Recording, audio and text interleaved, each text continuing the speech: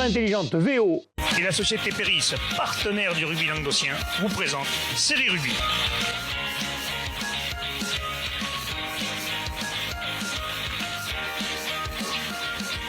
Bonjour mesdames, messieurs, bienvenue à Série Rugby, votre émission sur le rugby amateur de la régionale à la fédérale. Avec mes salles chroniqueurs, salut Bubu. Salut Alain. En forme? Belle forme. Ouais, ça va, un peu nouveau.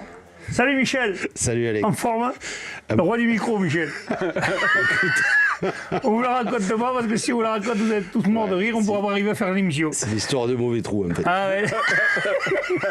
Le Jean-Claude Duss de l'interview. Allez messieurs, on va commencer tout de suite par les résultats et les résultats de Régional 3. Allez, la Régionale 3, la poule 1, messieurs, on commence par Beaulieu qui recevait Roquemort. Bon, on s'y attendait un peu, victoire de Beaulieu, 50-15. 50-15 pour Mais Beaulieu. 15 points de Roquemort, Et quand même 15 points de Roquemort. C'est arrivé, hein. Entre les mauvais trous, Cracheux. les téléphones qui marchent plus. Les arbitres qui font n'importe quoi, allez, bam, c'est fait. On va faire une bonne journée aujourd'hui. Ça va être Donc, productif. 8 essais à 2 pour le leader Beaulieu-Roi, qui est quand même la meilleure équipe d'Occitanie. J'ai pris le temps de regarder tous les classements. Meilleure équipe? C'est la seule équipe à 56 points. Et il y a juste une équipe qui a 55, donc ça se joue à un bonus en Régional 3 aussi, c'est Panjas. Mais sinon, au-dessus de 55, il n'y a que Beaulieu. D'accord, félicitations, c'est bien quand même. Donc bravo à eux. Pensez à perdre un match avant les phases finales quand même. Ça, c'est un conseil d'amis d'Alain. C'est un conseil parce que d'amis d'Alain. Voilà. je ne veux pas vous filer un Koumoun, mais à chaque fois que c'est Il y a passé, les finales mecs. de terroir qui arrivent, bon, il va falloir faire un choix. Ouais. Si vous devez en perdre un, faites tourner un jour. Hein. 4 essais en première période pour donc Beaulieu avec Nicolas, David Tessonnier, Perret et Maraval. David Tessonnier, je précise parce que, voilà, justement, ce que j'essaie de trouver sur mon téléphone, c'était le premier match des 3 frères Tessonnier et d'ailleurs le premier match de David, le plus jeune. Donc il a marqué un essai, donc bravo à lui. Contre une pénalité pour Roquemort de Laquelle, donc 26-3 à la mi-temps. En seconde période, les 18 valeureux joueurs de Roquemort vont marquer en premier un essai par Le Moine. Beaulieu, bien sûr, va répliquer, va rajouter 4 essais. Donc Nicolas, 2 essais pour lui, donc ça fera 3 dans l'après-midi. Touroud et Simoès, tandis que dans un dernier baroud d'honneur, c'est Audibert qui va ajouter un second essai pour Roquemort. Donc Roquemort qui s'est déplacé à 18, avec l'entraîneur-joueur qui a dû rentrer rapidement en jeu suite à une blessure. Il y avait juste une dame pour faire la feuille de match qui faisait soigneur aussi. Donc un grand bravo à cette équipe très courageuse de Roquemort qui, comme d'habitude, n'a pas abdiqué. Un grand respect à eux. Et Beaulieu qui continue sur sa lancée, bien entendu. Parfait. Marguerite recevait 50 à la poterie. Victoire de Marguerite, 33-17, Mich. Oui, pourtant ça a mal commencé pour les locaux, hein, avec une blessure du centre Eddy Gouvernet. Mais ce sont d'abord les 18 courageux visiteurs qui ouvrent la marque, hein, par l'ailier Guyot au bout d'un quart d'heure de jeu. Marguerite va remettre le bleu de chauffe, repartir à l'assaut. Et c'est Louis Porte qui va pointer le premier essai gardois au bout de 4 minutes plus tard. Et ensuite, ça va enchaîner avec un deuxième essai de M. Bancal. Et comment il s'appelle juste avant la pause, c'est l'arrière Luigi qui inscrit le 3e essai pour Marguerite pour arriver à la mi-temps à un score de 19-7. Donc la deuxième période, le buteur visiteur va quand même réussir à accrocher en marquant quelques points. Mais le centre Saragossa puis le talonneur Alette vont rajouter 2 essais supplémentaires qui vont donner le bonus offensif à Marguerite. Et même si Kedara marquera un essai en fin de match qu'il transformera lui-même, ça n'enlèvera pas ce bonus à Marguerite qui l'emporte assez facilement. Important ce bonus parce qu'il leur permet de rester au coude à coude avec Jacou. Villeneuve-les-Maguelones recevait le Stade du Chaudroy, victoire 25-12 comment ça s'appelle, des Villeneuve-les-Maguelones. De Villeneuve-les-Maguelones face au Dragon du Chaud avec une bonne entame. C'est une belle saison aussi, les Dragons du Chaud. Oui, bien sûr. Ils sont pas loin des 4 premiers. Oui, puis c'est quand même assez accroché, donc on n'a toujours pas les modalités de qualification. C'est en cours de validation. Ça va arriver. J'ai eu les responsables de la Ligue au téléphone. Ils sont plus rapides des fois pour faire appliquer certaines phases de jeu sur les terrains. On en parlera en Régional 1. Mais c'est fait. On parle du règlement là. Ouais, le règlement sportif, parce que là, cette année, il va y avoir les qualifiés. Donc les 4 alors on ne sait pas encore si c'est 4, 5, 6. Enfin, normalement, ça va être les 4, je pense. Les 4 premiers qui vont jouer là, donc RR3, R2, R1. Et après. Les autres jouent le challenge. Les autres, ce sera plus challenge. Oui, il ça sera change de nom. promotion. Donc c'est pour ça qu'il y a des, Oui, voilà. des modalités de qualification à ces phases finales. Donc c'est en train d'être validé. On le saura très certainement le 10 Oui, semaine assez prochaine, rapidement. j'espère, rapidement. On pourra vous en dire plus. Donc une bonne entame de Villeneuve-les-Maguelones, qui a concrétisé la plupart de ses actions franches pour mener 3 essais à 0 à la pause, avec des essais donc, de Valat, Cariol et Benafigos. Ils ont su garder un max le ballon et proposer un jeu simple. Huchot, avec son gros paquet d'avant, leur a posé beaucoup de problèmes. Avec un 10, un chef d'orchestre Hans très bon au pied, et un 15 Gély intenable jouant tous les ballons côté Huchaudois. Les joueurs de Villeneuve-les-Maguelones et le staff étaient assez contents de gagner à la mi-temps du 8-0. En seconde période, beaucoup de fautes côté Villeneuve-les-Maguelones. Ils vont laisser un peu plus d'espace aux Dragons, mais ils vont être assez costauds défensivement pour éviter de prendre des essais sur les 20 premières minutes. Ils vont même en marquer un 4e par corridor. Mais malheureusement pour Villeneuve-les-Maguelones, Huchot va revenir 2 fois dans le camp, Et 2 fois dans le camp des marqué. locaux, et 2 fois des essais avec Pourchet et Dimiglio, ce qui va leur enlever dans les 10 dernières minutes. Ils n'auraient pas démérité d'avoir un bonus défensif, alors, Ouais. les amis du show. Un très bon arbitrage de monsieur Olivier Faure et plusieurs blessés des deux côtés, donc on va leur souhaiter Bon aux rétablissement. joueurs des deux équipes un prompt rétablissement, effectivement. Van Darg recevait la grande motte. Les Sharks, ça ne fonctionne pas cette année. Hein. Victoire de la Van Darg 63-21. Ouais, pourtant Alain, à la pause, il y avait seulement 28-21. Mais ils bon, sont les arrêtés à Sharks, 21. voilà, les Sharks sont déplacés à 19. Ouais, mais là, il y a Donc, beaucoup d'équipes hein, parce qu'on a 3 équipes qui sont passées à 18 et 19. Ouais, hein. ouais. C'est que le début. C'est Ah.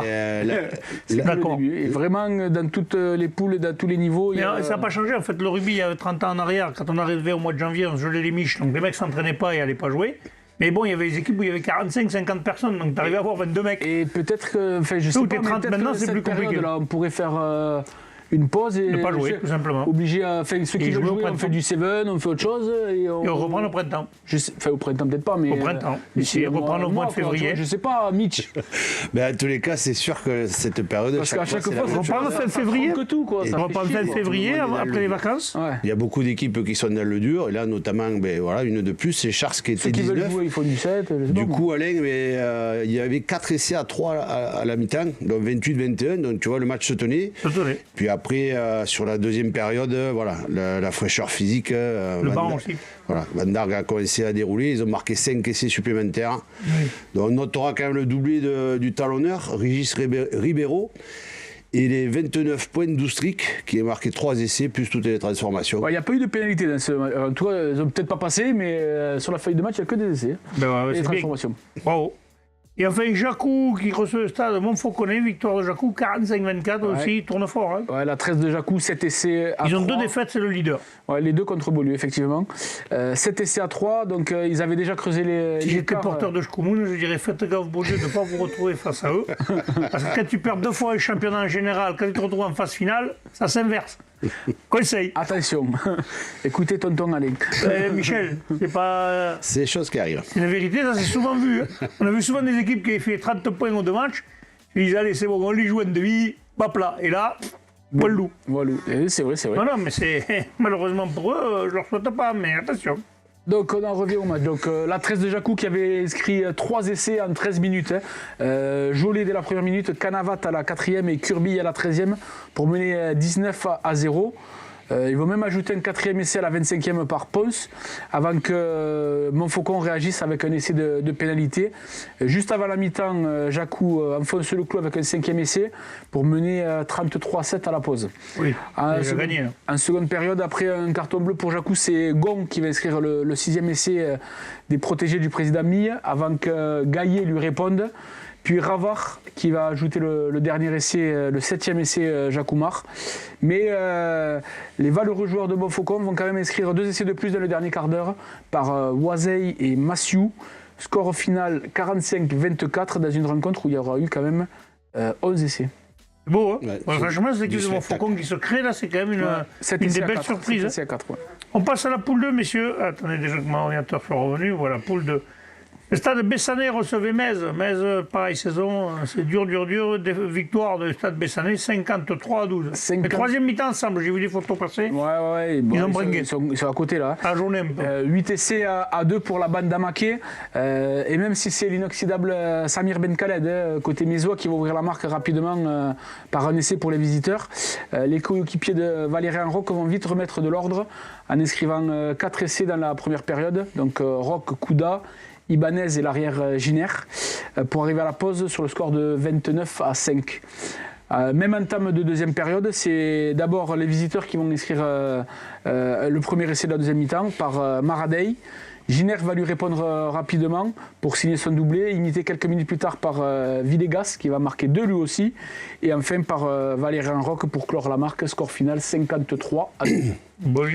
Content pour Manu Gimeno là, qui entraîne cette équipe et qui, je sais, fait du bon boulot. Avec Marquisa. Ouais. Et donc content pour lui de voir que le travail paye. On va y arriver. La surprise du week-end, elle arrive. C'est le Salagou qui recevait le stade de Montpellier. Victoire du stade de Montpellier, 33-22. On ne l'avait pas vu arriver celle-là. Non. Mais après, dans la forme du moment, c'est pas surprenant côté Montpellier. Oui, parce que Montpellier joue bien, mais Salagou à la maison. Allez s'imposer. Moi, j'étais au match aller, donc j'ai vu Salagou s'imposer à Montpellier. Ils leur ont rendu l'appareil. Et voilà, ils leur ont rendu l'appareil, tout à fait. Belle manière, 33-22, Michel. Oui, apparemment, Montpellier est arrivé avec un peu de confiance, puisqu'ils étaient imposés la semaine dernière à l'entente Val-Espire. Donc, chez eux, mais avec un gros score. Chez eux, avec un gros score contre les ours du Val-Espire. Donc d'entrée, ils ont fait parler la poudre avec un essai de leur ailier Carl Ribera, suivi d'une seconde dans la foulée du flanqueur Noukou, auteur toute l'après-midi de plaquage destructeur. Donc 0-12 à la 13e minute, on va dire que Montpellier a très bien attaqué le match. Même si le RCO Salagou réduit la marque par une pénalité, un essai transformé, le Montpellier est toujours devant et signe un troisième essai par Timothy Nagusa. C'est un nouveau joueur, ça c'est un junior. Voilà, positionné à l'ouverture. Donc, premier essai de la saison. Il a beaucoup fait marquer les autres, mais il n'avait pas encore marqué. Il peut jouer à tous les postes, un mec comme ça peut jouer à tous les postes. Donc voilà, 19-10 à la mi-temps, puis 26-10 après un essai du demi-doublé Prieux-Sicard. La semaine dernière, doublé pour Prieux-Sicard. Il va falloir que je sorte les lunettes. Et 33-10 avec le doublé de Ribera à la 52e. Voilà, le RCO va essayer d'inverser le cours du match, mais les stadistes sont restés solidaires. Ils ont géré l'avance, même si Salagou inscrira 2 essais dans le dernier quart d'heure. Montpellier va garder sa victoire. Du bonus offensif, mais bon, après... Alors apparemment, en plus, ils ont inscrit quelques essais qui ont été refusés, donc ils étaient un peu amers sur ça. Mais bon, ils ont quand même fait le job d'aller s'imposer au Salagou. Parce qu'on leur aurait dit ça il y a un mois en arrière, ils auraient signé les deux mecs. Ils montent en puissance, ils vont être prêts pour les phases finales. Oui, parce qu'ils sont remontés à la 2e place au classement. Pendant un temps, ils étaient 6e, 7e. De bien trouver le collectif. Donc, attention, c'est un bon outsider. Tous les voyants sont ouverts pour Montpellier. Ouais. Puis s'il positionne Nagusa à l'ouverture, c'est sûr qu'il va toucher les ballons là. Ah oui. Non, mais il risque d'être. Ça risque d'être compliqué pour les autres. Touché, mais souvent il faisait jouer, tu vois, il rentrait, il relevait. Un joueur comme ça, il est capable d'une main derrière la tête. À ce niveau-là, il peut apporter plus à 10 qu'à l'aile, quoi. Oui. Bravo, bonne réponse. L'entente du Val-Espire recevait le Cabestany Olympique, victoire du Val-Espire, les ours 30-19. Ouais, Cabestany qui était sur une belle dynamique, qui avait mis un point d'honneur à essayer de faire quelque chose au Val-Espire, ce match qui s'est joué au Boulou. Après le match des féminines, on l'avait signé la semaine dernière. Et ce match est parti à 100 à l'heure avec un essai de leur ouverture, donc de Cabestany, Quentin Boronade, un essai transformé. Cabestany, sur le coup d'envoi, se fait pénaliser, donc le buteur maison, Loïc Salle, passe une pénalité. Le buteur de Cabestany répond. Et puis finalement, c'est le troisième ligne, David Villa, qui va permettre au Val-Espire de revenir à 10 partout. Il va y avoir des pénalités supplémentaires qui vont être inscrites par le buteur de Cabestany, donc 16-10 grâce au pied de Salsenac. Et on arrivera juste avant la mi-temps. Loïc Salle va inscrire une pénalité, mais c'est l'ailier et serial marqueur Marvin Onofri qui va partir du milieu de terrain, qui va battre 3 défenseurs pour planter un essai et faire passer pour la première fois du match les joueurs les ours devant 20-16. Là, il va y avoir, juste avant la mi-temps, un fait de jeu. Le pilier de l'Entente du Val-Espire perce, il tombe au sol et il va y avoir alors on n'a pas plus d'éléments, une bagarre générale qui va se déclencher. Donc au final, 2 rouges pour le Val-Espire, 1 rouge pour Cabestany. C'est bizarre, quand tu te bats 2 contre 1 maintenant. Ouais, ça c'est. Monsieur les arbitres, soyez cohérents. Tu fais 2 à 2 ou 1 à 1, je sais pas. Après, on n'y était pas, donc on peut pas non plus, mais généralement. Généralement, quand tu te bats, t'es 2. Normalement, il faudrait faire au moins équitable, quoi. Donc on va finir à 13 contre 14 pour les joueurs de l'Entente du Val-Espire et peut-être que ça va leur donner un petit supplément de motivation parce que d'après ce qu'ils nous ont envoyé, ça a été peut-être leur deuxième mi-temps la meilleure depuis le début de la saison, ou que ce soit dans le jeu, l'esprit et l'envie, ils ont vraiment été très, très bons. Le centre d'Orient Guterres va inscrire un essai. Loïc Sall le transformera et va ajouter deux pénalités. Et le score ne bougera plus. On arrivera donc à 30-19. Victoire des locaux.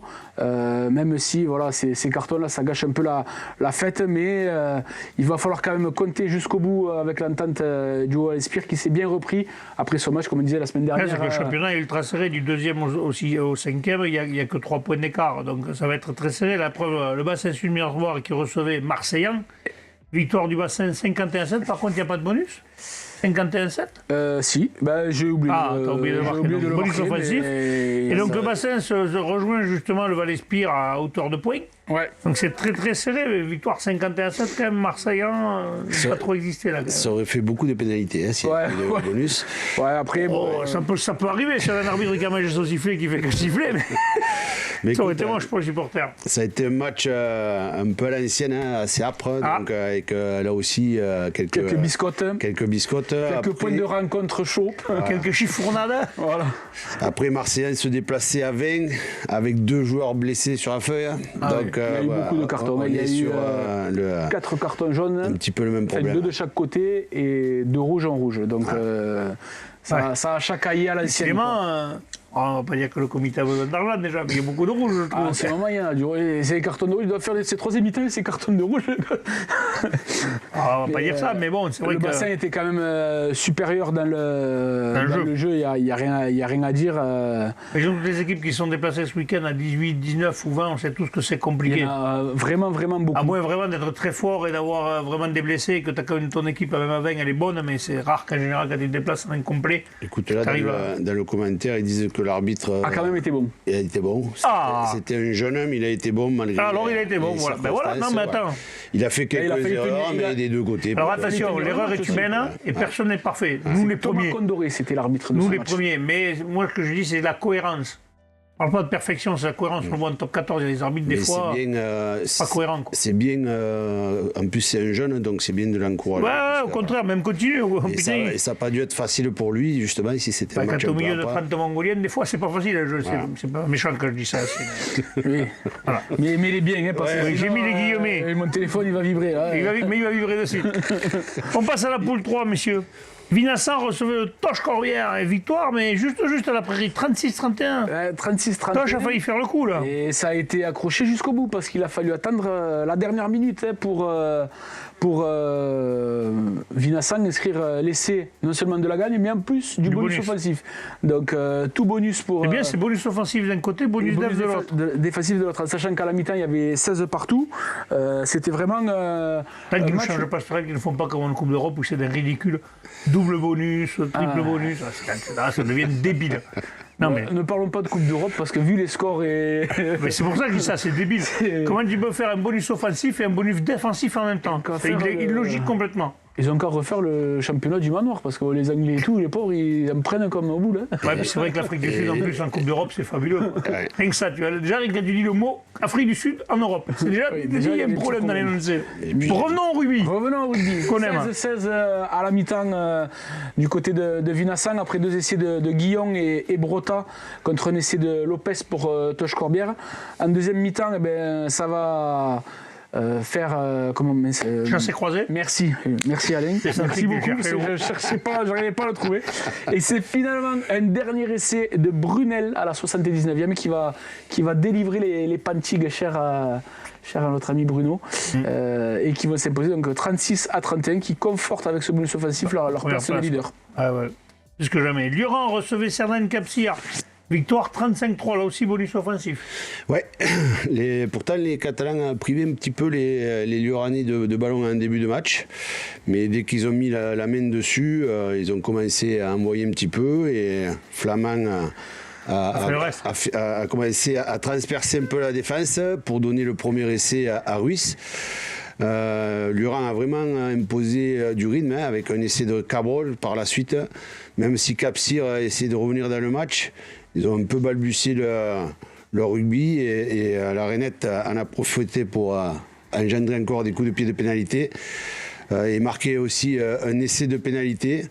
Donc en début de deuxième mi-temps, les Verts attaquent tambour battant et remarquent encore un essai 28-3 à la 70e, la messe était dite.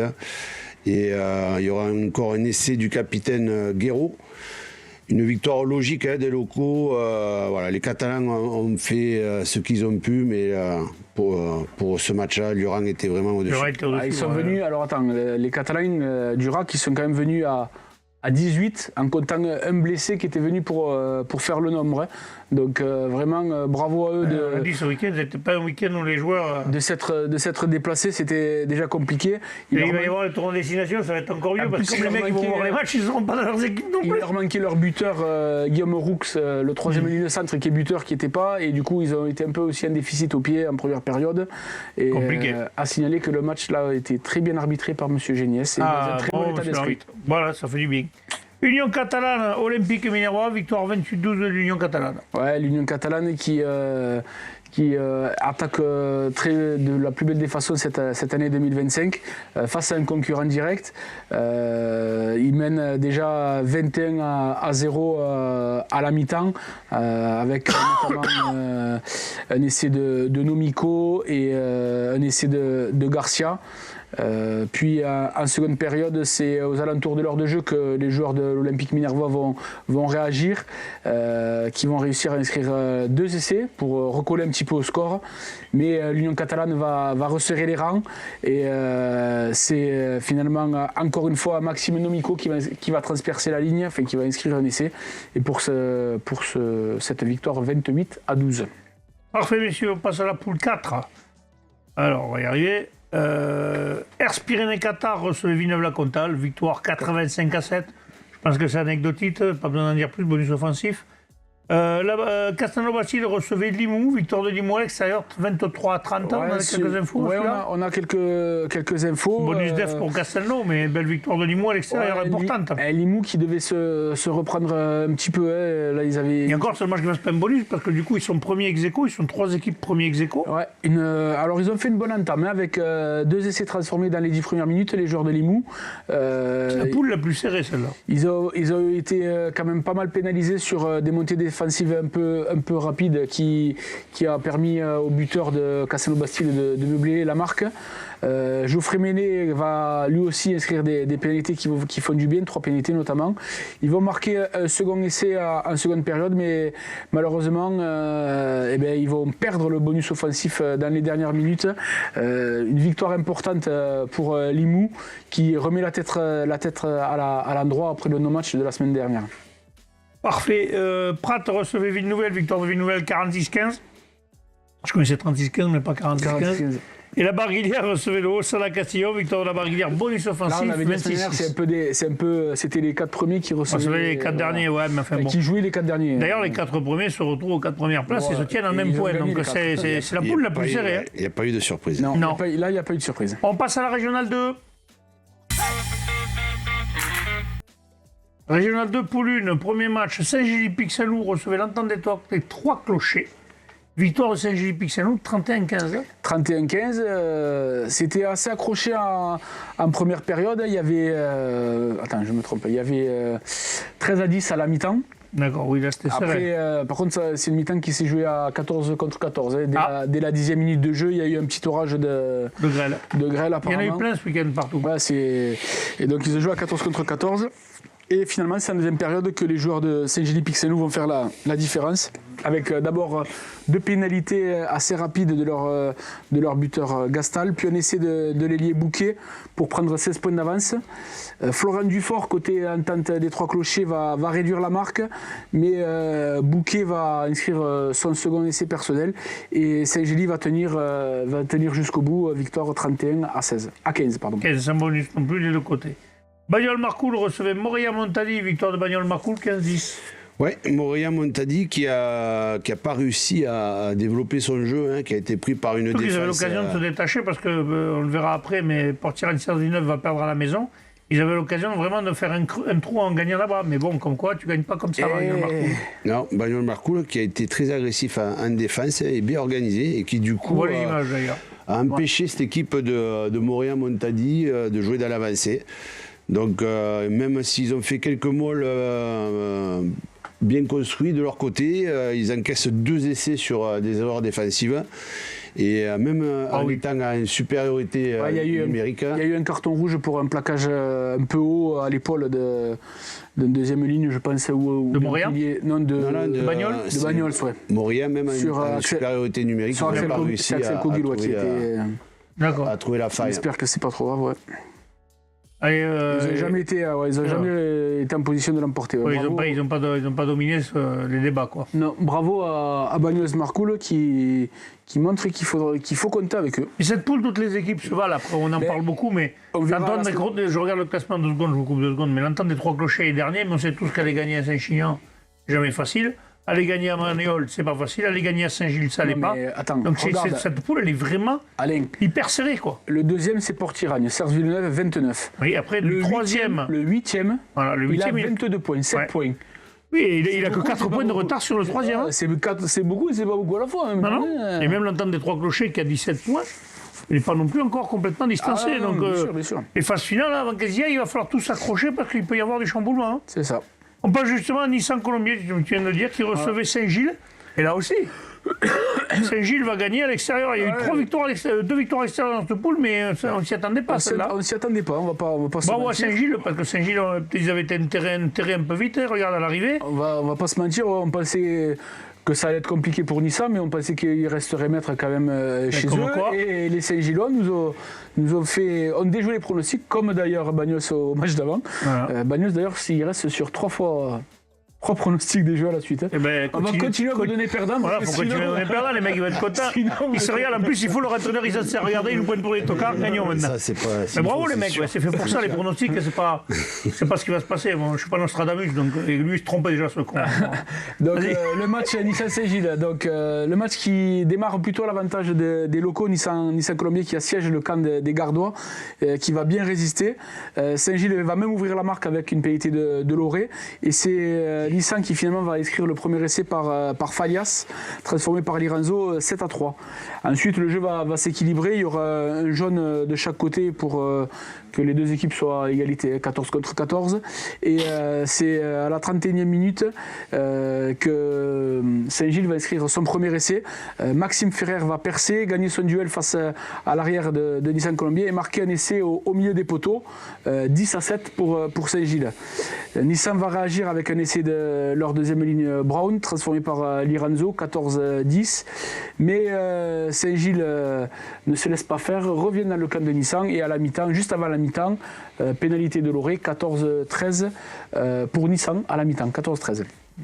En seconde période, c'est assez équilibré. Saint-Gilles va rajouter 2 pénalités pour prendre le score. Nissan remet la main sur le ballon et va réussir à inscrire un essai de Agnin qui sera transformé pour mener 21-19. Saint-Gilles va prendre un carton et jouer en infériorité numérique, mais malgré cela, ils vont continuer de proposer du jeu. Et à la 71e minute, Loré ne va pas trembler, une pénalité, il la passe. Il passe devant 22-21, il reste 8 minutes à jouer. Ils vont défendre cet avantage avec toute la vigueur qu'on leur connaît. Et victoire de Saint-Gilles à Nissan, donc 22 à 21. Et une perf Bravo. parce que Nissan qui revenait fort et là, Saint-Gilles, c'est une perf. Dernier match de cette poule, c'est le Port-Tirania Serge Villeneuve qui recevait Murviel-Tézan. L'USMT, là, ils se connaissent tous. Là, hein. Ouais. Et victoire de l'USMT à l'extérieur, 22-20. Ouais, là aussi, ça a Pour été- Tirani, c'était sur une. Gros match du PEC Gracia, Il paraît, apparemment. ouais. Et... Je vais t'en parler. Attends, Eh ben, je m'en doutais. Il y avait des trucs que j'avais pas dit, que j'avais été pas marqué. Pour Tirani Serge Villeneuve qui était sur une belle dynamique, je crois qu'il était sur 5 victoires consécutives ou quelque chose comme ça.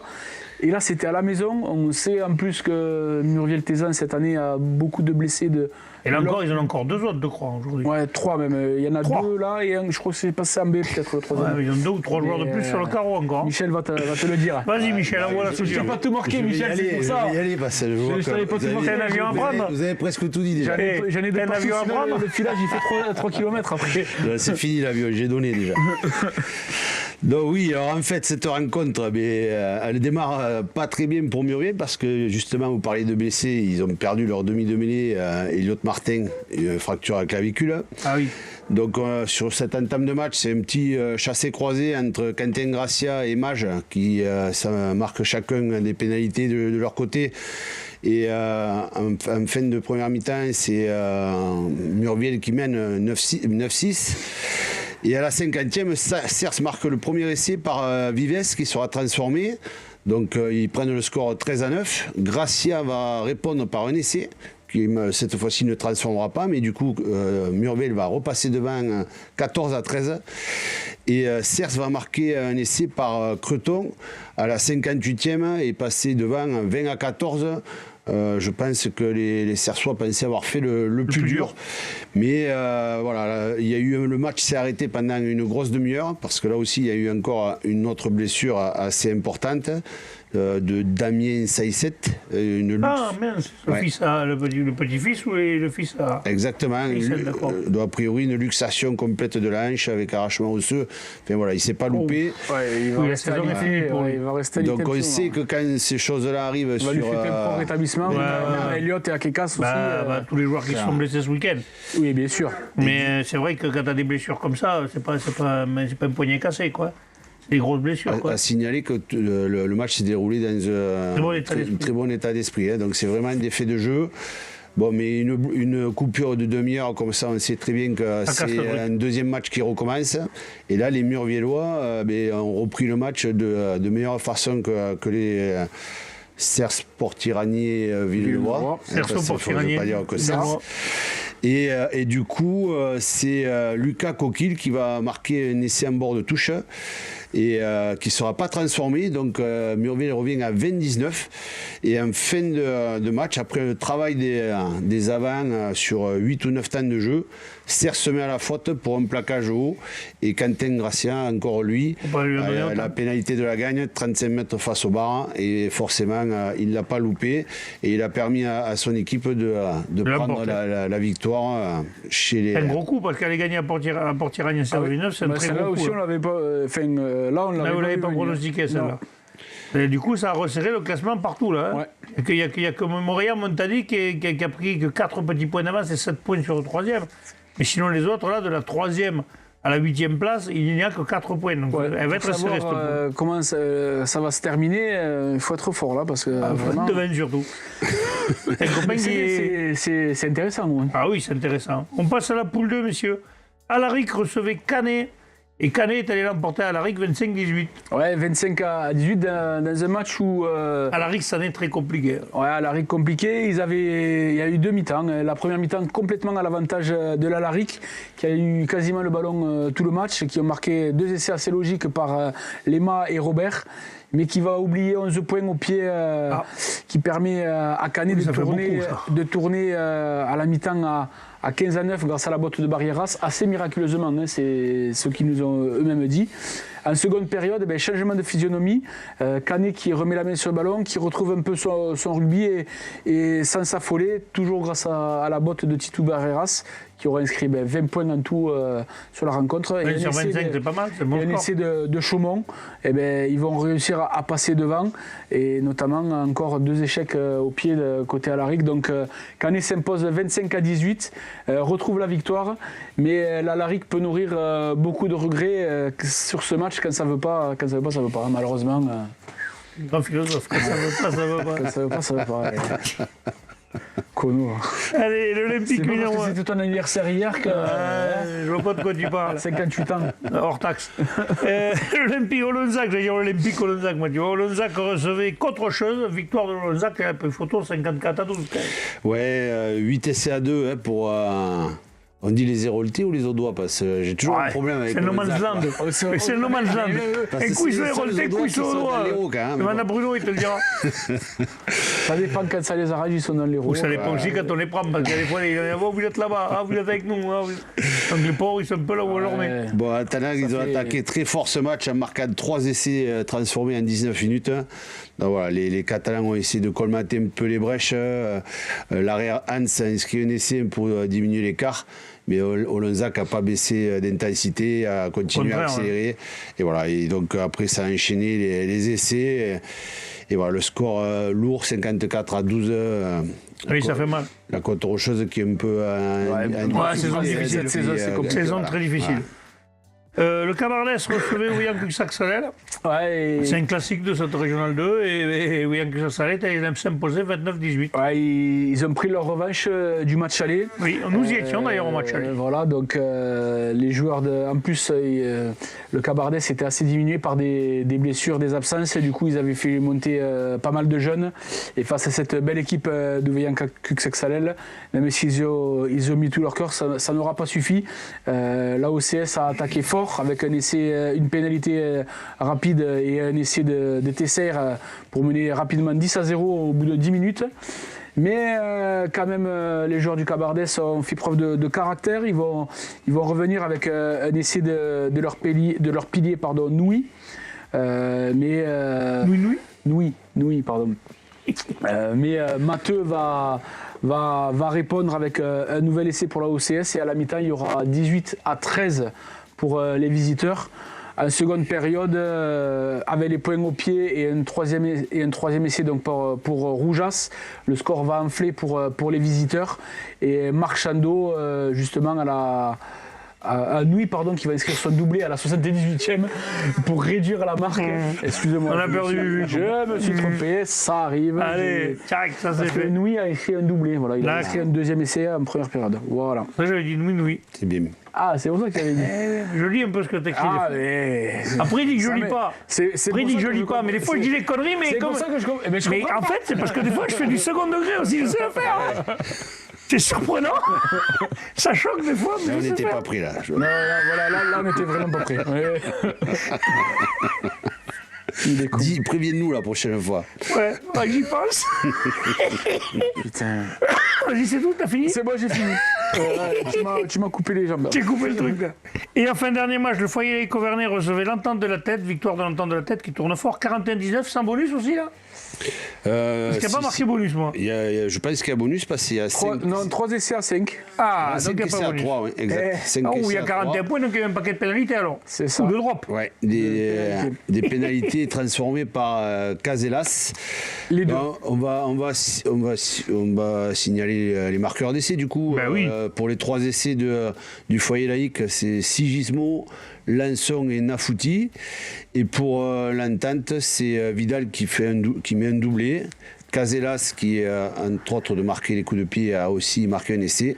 Marin et Brousse, plus un essai de pénalité à la fin. Victoire, 5 pénalités de Plus Caselas. 5 pénalités. En tout, il y en a eu 7 pénalités. 5 et 2. victoire 41-19. Parfait, ça. messieurs. On passe à la poule 3 de Régional 2. PLM qui recevait Vielmur. PLM, ça leur a fait du bien cette victoire. Je crois qu'ils ont gagné les deux équipes d'ailleurs. Victoire 21-16. Et même les filles. Hein. Les 3. Jackpot, Voilà. les 3. Comme ça, au moins, il s'est fait. Ouais. C'est pris. Et d'ailleurs, ça fait plaisir de recevoir ces photos parce qu'en plus, voilà, il y a un nouveau projet, il y a du renouveau, il y a des nouveaux joueurs, une bonne ambiance de village. PLM qui a fait le job. Ça a toujours été un fief de rubis quand même. mais bon. Ils t'attendent le 2 mars d'ailleurs pour le match Le 2 contre mars. Puy-Laurens. Tu les attends Pourquoi ce machin Il est Je posé sais des chocolats pas, ou quoi? vous t'es invité pour le 2 La mars. dernière fois qu'on est venu, les gars, à PLM, on n'avait pas eu un accueil super chaleureux à la caisse. C'est bon, ça a changé, c'est pour ça. Ah, mais on reviendra avec plaisir, le serial réalisateur est pas rancunier. Moi non plus, je vous avouerai qu'en fait, on s'en fout un peu, on avait été échaudé, mais bon. Grosse entame de PLM. Voilà. Pendant Revenons, 15 oui. minutes, qui va après se relâcher. Ils ont beaucoup joué, beaucoup trop joué, même des relances de leur en but, ce qui vont leur coûter un essai juste avant la mi-temps. Et c'est Vielmur qui mène 16-10 à la pause. Seconde période moins productive des deux côtés, beaucoup de fautes de part et d'autre, Oui. mais ils vont réussir à revenir sur la fin et même passer devant. Donc victoire 21-16 qui fait du bien à PLM qui remet la marche. Ouais, ils en avaient besoin parce qu'ils ont eu une période là qui était vraiment compliquée. Ils ont enchaîné les défaites alors que c'est quand même. Je crois que la semaine dernière ils n'ont pas joué, ils devaient jouer contre Mirepoix, je crois qu'ils n'ont pas joué. Ouais, donc c'était compliqué pour eux. Donc. La Roquedolme recevait Moussillon Mazamet, victoire de la Roquedolme 25-18. Ouais. Et bonus def quand même pour Roussillon. Voilà. Ça leur permet de rester devant PLM qu'ils affronteront la semaine prochaine. Voilà. La Tour du Criverdiol recevait Mirepoix, victoire de Mirepoix 29-8. Ouais, l'avant-dernier qui recevait. Et enfin, La Bruyère recevait Foix, victoire de Foix 34-14. Là, il n'y a pas vraiment De surprise, hein. de surprise vis-à-vis du classement. C'est à peu près ce qu'on avait dit la semaine dernière. On passe à la poule 4. Là aussi, il n'y a pas eu beaucoup de surprises. Florissal-Coursan recevait la Bastille de Beauvoir. Victoire 85-5, je crois qu'il y a eu du challenge de minutes, non 13 essais à 1, il y avait déjà 45-0 à la mi-temps. Ça tourne fort à Florissal-Coursan cette année. C'est compliqué. Ouais. Juste petite anecdote là sur Fleury. Tu Vas-y. peux. En réserve, le père de la Fuente a joué avec ses 3 fils. Ah, ça Ah c'est oui. bien. Ouais. Donc je pense que ça doit être assez rare quand même, ce genre de choses. Et Oui. anecdote 2, la B a gagné aussi et a fait l'apéro de la troisième mi-temps avec la B de la Bastille de Beauvoir dans le vestiaire. Ça leur arrive souvent. Hein. Très souvent. C'est une accoutumé à anecdote Fleury, je crois. qui revient souvent. Mais les 3 fils qui jouent avec le Non. père, Ouais. ça c'est très rare, je pense. Ouais, je pense aussi. Parce que bon, où le père n'est pas très très vieux, où les enfants sont pas très très jeunes non plus. Mais il y a quelque chose. Hein. Allez, après on continue. Caraman recevait 7 Torres, victoire de Caraman 32-26. Ouais, carrément qui s'est imposé et qui du coup reste Dauphin. dauphin de Florissal-Coursan, pas trop loin. Ils ont 6 points, 6 points de retard, mais en fait retard. les autres sont derrière, hein. Ça s'accroche derrière. Hein, quand C'est même. pour ça qu'il était important de gagner. Peut-être, il aurait peut-être fallu un petit bonus, peut-être. Ouais, ça aurait été mieux, ouais. Ken Fossegrive recevait Ruby Pédome, victoire de Ruby Pédome 30-29. Celle-là, par contre, on ne l'avait pas vu venir, parce Voilà. que Ken Fossegrive est mieux placé. Ouais. La Velané, cette saison, c'était un peu compliqué. Et enfin Ramonville-Saint-Agne qui recevait les Aturlaises, j'allais dire une connerie, mais ça se fait bien les Aturlaises. Victoire 27-23 de Ouais, Ramonville qui permet de rester au contact des deux premiers. Et Parce que là, il y a une creux après, distancer, hein, voilà, et de les distancer. Les Aturlaises, justement, ils se retrouvent à 27 points, donc là, il y a vraiment un creux. On passe à la poule 8, messieurs.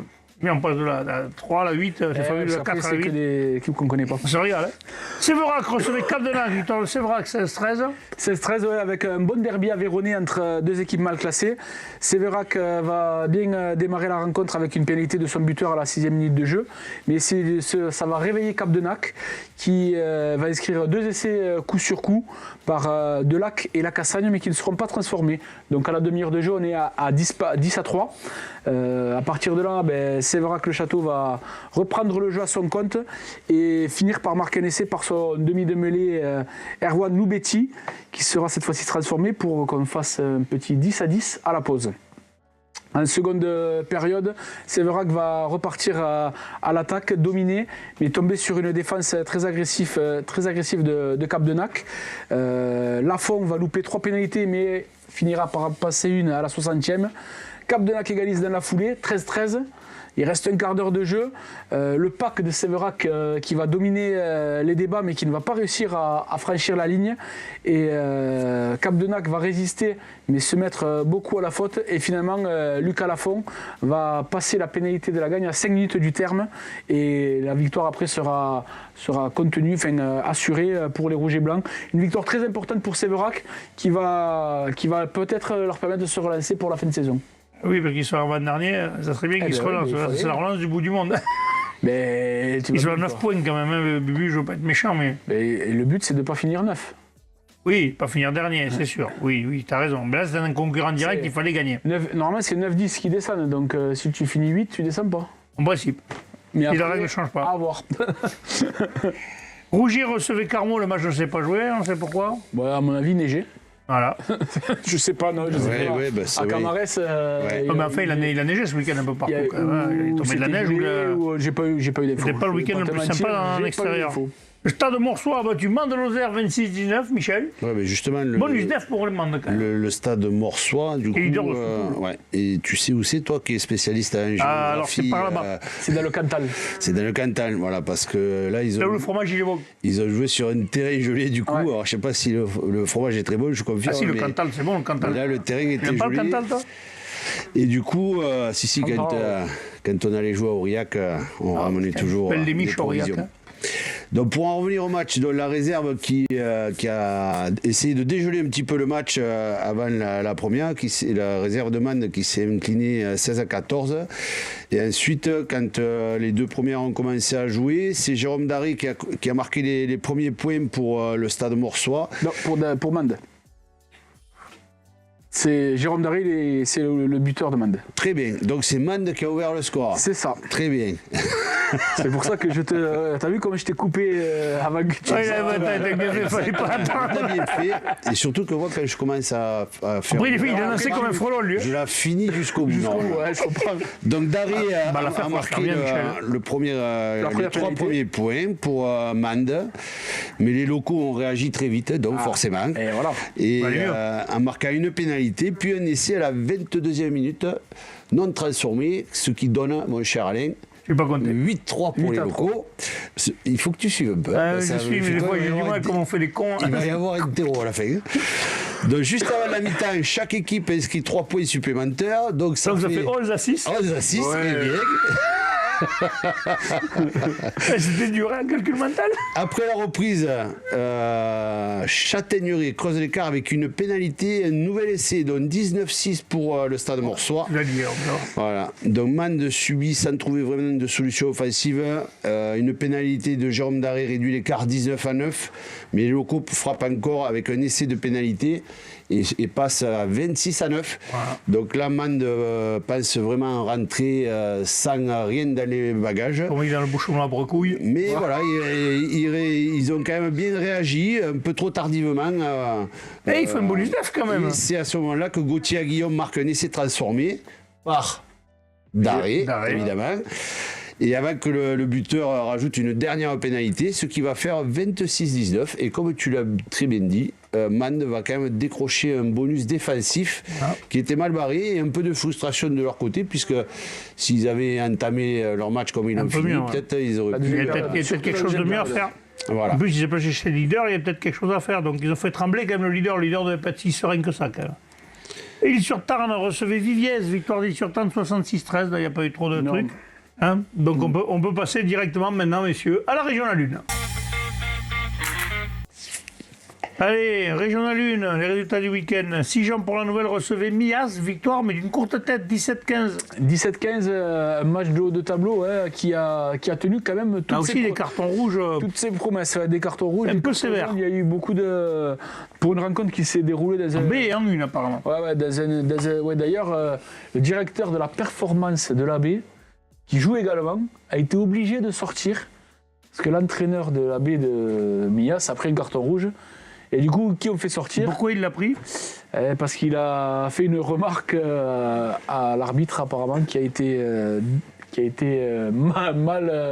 Mal prise. mal prise, on va dire, et qui a entraîné un carton rouge. Donc du coup, Ouais, mais Jean-Baptiste... c'est pas une insulte, il faut le dire aux gens, parce que les gens après ils vont tomber des vanilles parce qu'ils sont tous bons pour tomber des vanilles. C'est pas une insulte. Hein. C'est pas une insulte. C'est vraiment une phrase, vous le dites demain, vous en plaindrez pas le mec. Donc du coup, voilà. Donc du coup, le directeur de la performance de l'AB sur le banc, et voilà, obligé de porter les affaires jusqu'au bus. Enfin, non, ils sont venus en voiture, donc. Ouais, mais enfin bon, après c'est un peu dommage. Donc, Les ouais, cartons rouges, il faut les mettre à bon escient. Là aussi, on parle justement de l'image du rugby, on en parlait avec Michel en fédéral, mais c'est vrai qu'aussi en régional, il faut quand même que les arbitres se rendent compte qu'il y a des choses à faire, des choses à pas faire, et des fois faire plus de, comment dire, de pédagogie. de pédagogie plutôt que de la répression, parce que la répression, pour faire de la répression qui sert à rien, c'est nul. Mais Franchement, c'est nul. du coup, pour l'après-midi, il y a eu beaucoup de rouges, sur tous les terrains d'Occitanie. Et ils ne sont pas forcément tous mérités. Donc, messieurs, le plus gros des retours On qu'on vous a eu, demande c'est d'être que- sévère, de faire respecter les règles, c'est une chose, mais de là à faire du zèle et à distribuer les cartons comme des pains bénis, ça va. Allez, là, Faut arrêter. La semaine Ça, c'est prochaine, fait. on va recevoir les arbitres Et je serai là. Et ils vont nous saccager. Ouais. Non, mais il y a des arbitres, il y en a des très bons. Ça, je n'ai jamais dit le contraire, il y en a des très bons. Mais il y en a certains, dès qu'ils ont la pression, ou qu'ils sont fatigués, ou qu'ils sont essoufflés, ou qu'ils sont trucs, ils sont dans le rouge, et là, ils deviennent incohérents. Alors, là, pour le coup, on y était. Voilà. Les cartons Voilà, parce qui que ont j'allais été... dire, c'est difficile de Là, parler sur les matchs. là, où on est Là, pas. il y était. on y était. C'est pour ça qu'on en parle. Les cartons qui ont été sortis, si Bon, tu c'est vert. appliques la règle, il n'y a rien à dire sur les cartons qui sont sortis. Après, à chaque fois, pour les cartons jaunes, des circonstances atténuantes, notamment, je ne sais pas si Renaud a calé les vidéos, il y en a un où le défenseur, il est déjà quasiment à quatre pattes pour plaquer, l'attaquant qui glisse un petit peu, donc forcément, ça finit en plaquage haut, et il ne pouvait pas se mettre beaucoup plus bas pour plaquer. Après, on en revient à la circonstance atténuante. Moi, je pense Voilà, qu'à il y a tout niveau, toujours- la circonstance atténuante devrait être enlevée parce que du moment qu'il y a l'intégrité du joueur qui est en danger, il ne faut plus de circonstance atténuante. Comme ça, les joueurs s'obligeront d'eux-mêmes à faire attention. Donc les cartons jaunes Michel étaient justifiés. Oui.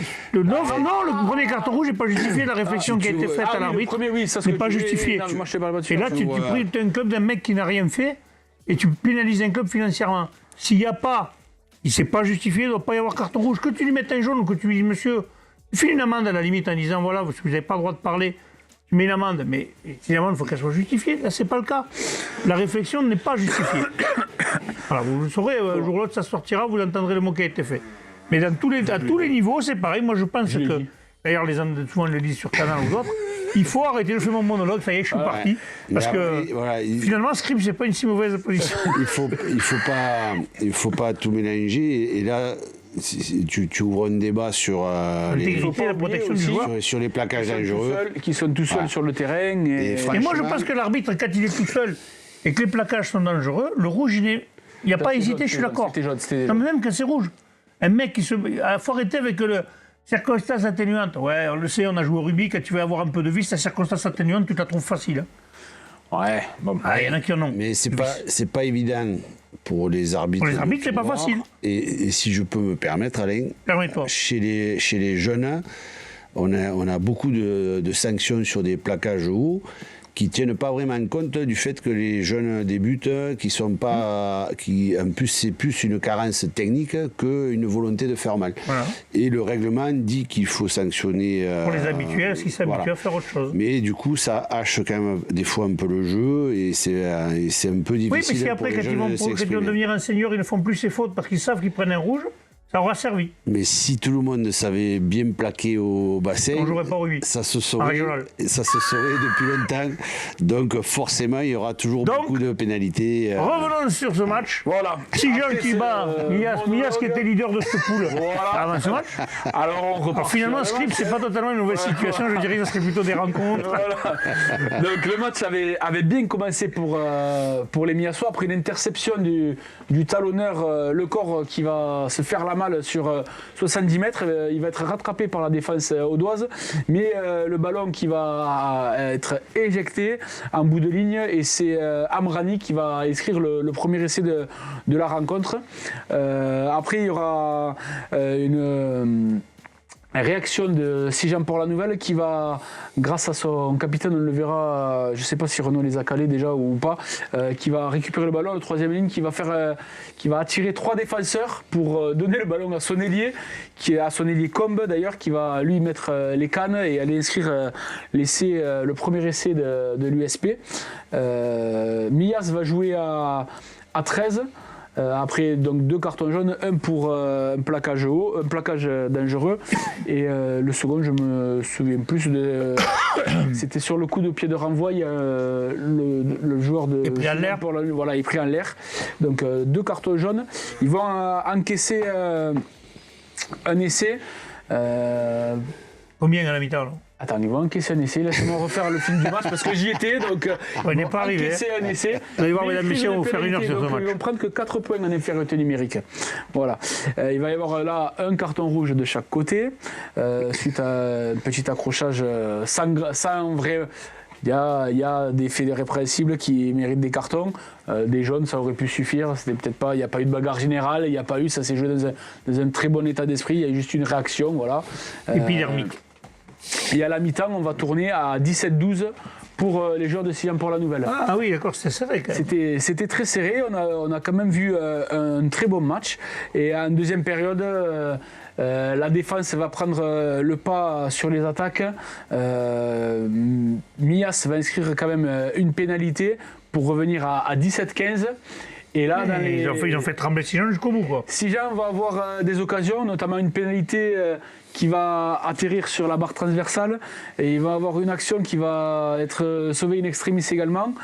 Côté Miassois, on se dit qu'il y a peut-être un coup à faire là dans le Money Time, et justement la dernière pénalité, elle va arriver et le buteur va se presser pour la taper. Suite peut-être à des recommandations alors que la règle n'est pas encore en vigueur, qui sera en vigueur à partir de la semaine prochaine. Ça, on en parlera d'ailleurs quand on recevra les arbitres la semaine prochaine. On vous expliquera les 3 nouvelles règles qui vont être appliquées même en régional. C'est ça. Et du coup, finalement, elle va passer à côté et on va rester à 17-15, une victoire méritée pour Sijan-Port-la-Nouvelle. Mais si Mias l'emportait, il n'y aurait rien eu à dire non plus. Donc justement, il y a l'interview du capitaine et de l'entraîneur à ton micro. Exactement. Nous étions au stade Jules Crochery de Sijan où nous venons d'assister à la victoire de l'Union Sijan-Port-la-Nouvelle sur l'ES Mias 17-15. Avec moi, j'ai Baptiste, le capitaine, et Kevin, l'entraîneur. Baptiste, une rencontre qui aura tenu toutes ses promesses, un choc de haut de tableau. Et franchement, on a vu une très belle première mi-temps. Après, ça s'est un peu baissé le rythme à la seconde période. Mais on a vu une grosse défense. Et c'était très important de valider la victoire la semaine dernière à Bédarieux par une victoire à la maison sur le leader de la poule. Et c'est chose faite. Toi qui étais sur le terrain, on a vu une grosse solidarité en défense. En première mi-temps, vous avez su, avec 2 essais sur les ailes, là, bien, notamment c'est toi qui avais fait la percée, si je me rappelle bien. Et comment tu l'as vécu, toi? Très compliqué, surtout la seconde mi-temps, beaucoup de fautes. Et c'est en fait, on n'arrive pas à jouer, du coup, très haché. Mais après, sinon, comme tu l'as dit, grosse solidarité, on s'est soutenu et c'est ça qui a fait gagner le match. Kevin, on a vu une belle première mi-temps, même si elle a été un peu hachée avec quelques cartons. Mais vraiment, on voit que cette équipe de Mias n'était pas venue pour faire de la figuration. Ça aurait pu tourner en leur faveur à cette dernière pénalité, la dernière minute, mais vous avez su faire front et vous avez su quand même bien les contenir, surtout sur les touches. J'ai trouvé que vous avez été plus performant qu'eux et devant, vous avez bien contenu. Ouais, on a bien contré devant, sur le jeu debout, sur les ballons portés. On savait que c'était un point fort de Mias. Pas le seul, puisque Mias c'est une belle équipe. Ils ont plusieurs points forts. Moi j'avais mis l'accent sur le jeu au sol. On l'a vu, ça a été un match haché aussi parce qu'ils nous ont gratté beaucoup de ballons, ils nous ont ralenti beaucoup de ballons et ils nous ont empêché de mettre notre jeu en place davantage comme on a pu faire en première mi-temps. Voilà, où on essaie de mettre du volume de jeu et d'utiliser un peu tous les espaces et ils nous ont embêtés sur les phases de ruck. Ouais. Baptiste, maintenant, avec cette victoire, vous restez bien accroché au wagon de tête. Ça commence à se détacher parce que votre poule, elle était très serrée. Et il commence à y avoir quand même, on va peut-être voir un peu plus clair après les matchs de ce dimanche, les 4 premiers. Et l'objectif, là, c'est d'aller faire le plus loin possible et d'aller chercher quelque chose. Rester en haut du tableau et oui, aller chercher quelque chose sur au bout. C'est ce qu'on a tous en tête et c'est le but de la saison. On voit en tout cas que vous êtes un club bien structuré. Cet après-midi, il y avait 3 matchs.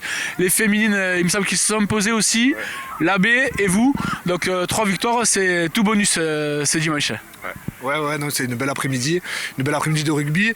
On remercie aussi Mias d'ailleurs qui a accepté de décaler les matchs voilà, pour faire jouer les féminines à 13h, la B à 14h et la première à 15h30. Donc merci aussi à eux. Et c'est le rugby qui est gagnant aussi, quoi. En tout cas, on a vu une belle rencontre qui a tenu toutes ses promesses avec la victoire donc 17-15 de Sijan-Port-la-Nouvelle sur l'US Mias, transpiré bien sur tous les terrains. Mais voilà, ouais, donc Sijan-Port-la-Nouvelle quand même content de cette victoire face à un leader quand même, parce que Mias avant ce match était leader de cette poule. Et surtout Sijan-la-Nouvelle qui se raccroche. Qui se raccroche et qui confirme sa victoire de la semaine dernière à Bédarieux. Là, il enchaîne avec Mias. Oui, il faut compter avec eux. Faut compter avec eux. Vraiment, il va falloir compter avec eux. Justement, une équipe qui a besoin de points. Si on peut parler de ces nouvelles règles. Ah, ça y est. Il a remis une couche. Tu as parlé de cette pénalité qu'il a voulu taper rapidement. C'est ça. Donc on est d'accord que la nouvelle règle, ça va être 60 secondes pour transformer un essai. Sachant que tous les stades sont équipés de grands écrans avec des chronos, Donc ça va être pratique, ça. facile. C'est encore une tâche supplémentaire. Alors là, pour c'est les arbitres, rajouter qui va être une compliqué. tâche supplémentaire à un arbitre Puis si qui n'a tu pas besoin de parles- ça. Tu parles du chrono, mais il n'y a pas que le chrono. Rien que le ballon. Faut qu'il revienne, hein, qu'il y Combien soit. de fois on attend un moment avant de retrouver les Et ballons là, l'arbitre parce va que- faire arrêt du temps. Ouais. On va faire arrêt du Oui, temps tant mais- que le ballon arrive pour pouvoir Ils laisser. expliqueront la semaine prochaine comment Voilà. On verra, on va Et voir. Dans tous les cas, ça va être compliqué. Ça va être encore un Et ça truc va de pas plus aider les à arbitres gérer. une fois de Non, plus. Et en c'est clair. sachant que c'est fait pour dynamiser le jeu, quand même. Eh oui. Ouais, en régional, ça sert à rien de vouloir le dynamiser. Quand t'as des mecs qui font la brinque tous les week-ends, ils ont 3 heures de nuit avant d'aller jouer, ça sert à rien. Non, mais même sans parler de ça, Alain, rien que La surcharge pour l'arbitre. côté matériel, moi je te dis, tu es sur le banc, tu as 2 ballons de chaque côté, à la fin du match, il n'en reste plus qu'un, et souvent tu es obligé d'attendre que L'adversaire on te veut bien le envoyer renvoie. Donc le coup des 60 secondes, j'aimerais savoir à partir de quand ça démarre. Voilà, ouais, ça, on va voir. On verra la semaine prochaine. Allez, Plage d'Orbe recevait Poussant, Plage d'Orbe aussi qui avait besoin de points et qui gagne ce match 26-8, Michel. Ouais, Plage d'Orbe qui s'impose, Plage d'Orbe qui est un peu dans le dur en ce moment, hein, comme on l'a dit précédemment. Beaucoup des de équipes, blessés aussi, de gros blessés. Voilà, beaucoup de blessés, notamment chez leurs cadres. Poussant qui menait au score, 8-5 à la mi-temps. Et les Plages d'Orbe qui ont réussi à marquer 3 essais dans les 20 dernières minutes et qui du coup s'octroient quand même le bonus offensif, ce qui était moindre mal vu comment était parti ce match. Parfait.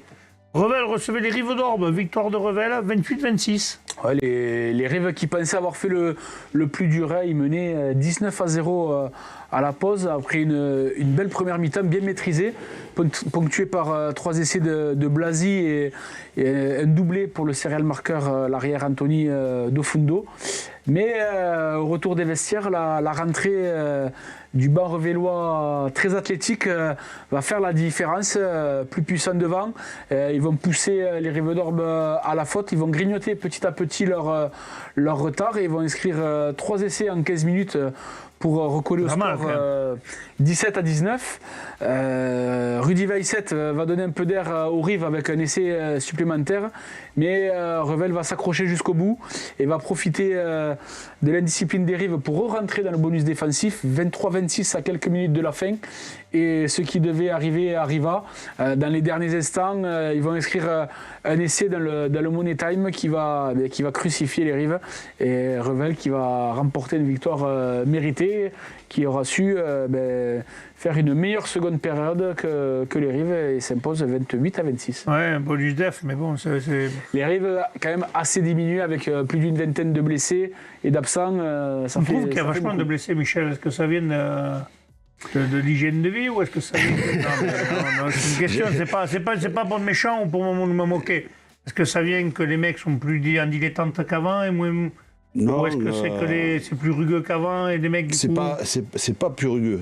Il y a plus de jeux qu'avant. Donc, plus de temps de jeu. Voilà, il y a plus de temps de jeu. Et je pense qu'au niveau de l'hygiène de vie, il y a des progrès à faire, effectivement.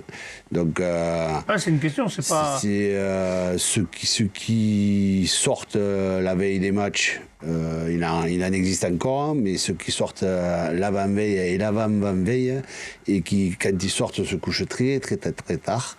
Mais forcément, ils le payent après. Voilà, c'est tout, c'était une question, parce qu'on trouve qu'il y a de plus en plus de grosses blessures et de blessures longue durée. Donc c'est que les mecs, au bout d'un moment, les organismes ne suivent plus. Exactement. Uzès recevait Mogio Carnon, pas de miracle pour Mogio, victoire 48-11 pour Mogio. Ouais, Pour Uzès, excusez-moi. Pour Uzès, 7 essais à 1. Mogio a bien tenté de résister à la première mi-temps où ils étaient menés 15-6. Mais après, ils ont craqué devant la puissance et l'expérience de cette équipe d'Uzès qui a marqué 7 essais, rien à dire, une victoire facile. Cette année, Mogio, c'est pas leur saison. Et enfin, Espalion recevait Bédarieux. Alors là, on parlait d'arbitrage tout à l'heure. Là, je pense qu'on va pouvoir aussi en dire un petit mot parce que victoire 22-15 d'Espalion. Bonus def pour Bédarieux, mais... Bédarieux qui avait bien préparé ce match. Après, on l'a dit, la défaite à la maison face à face à Sijan. Sijan pour la nouvelle. En plus, Sijan qui avaient battu déjà chez eux, hein, Oui, parce que c'est pas un accident. Hein. c'est vrai, c'est vrai. Sachant en plus le contentieux qu'il y avait du match aller, ils voulaient vite rebondir et essayer d'aller faire quelque chose dans le Nord-Aveyron. Ils ont attaqué le match par le bon bout. Ils inscrivent avec beaucoup d'intensité. Ils marquent une pénalité par leur arrière Sissot. Les joueurs d'Espalion égalisent, donc on fait 3 partout. Puis ils vont marquer un essai, les Aveyronnais, après une touche 8-3.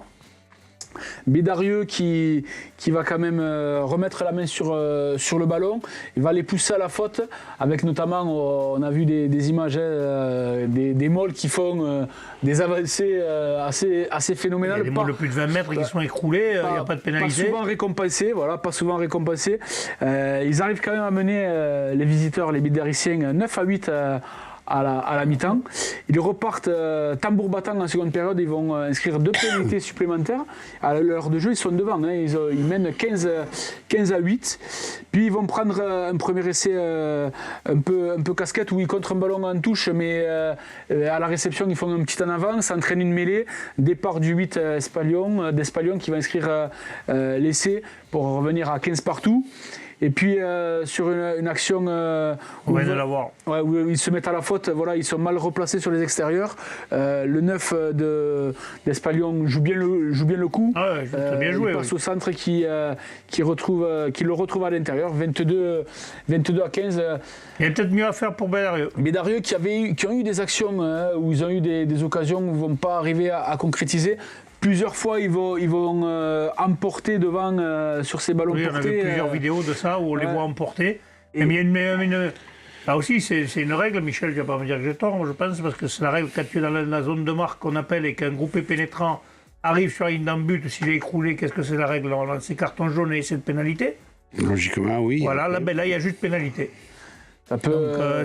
Donc, après, si c'est la première, tu peux siffler ça, mais tout le match... Non, en principe, même si c'est la première, du moment que le mollet est emporté et qu'il est écroulé sur la ligne d'un but, tu peux. C'est Michel, c'est la règle. Ça va laisser un peu d'amertume aux Bédariciens.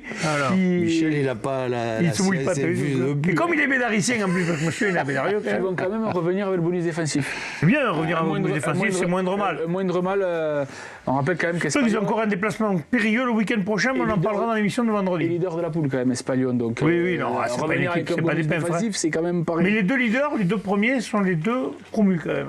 Espalion et Millas. C'est pas faux. Donc messieurs, regardez, les promus dans tous les championnats brillent. Un Fédéral 3, chez nous, c'est pareil. Voilà. Donc messieurs, je vous remercie. On se retrouve vendredi avec les matchs à venir. Ça se dirait bien, si on peut le dire. Allez, salut. Ciao. Caméra intelligente, VO. Et la société Péris, partenaire du rugby languedocien, vous présente Série Rugby.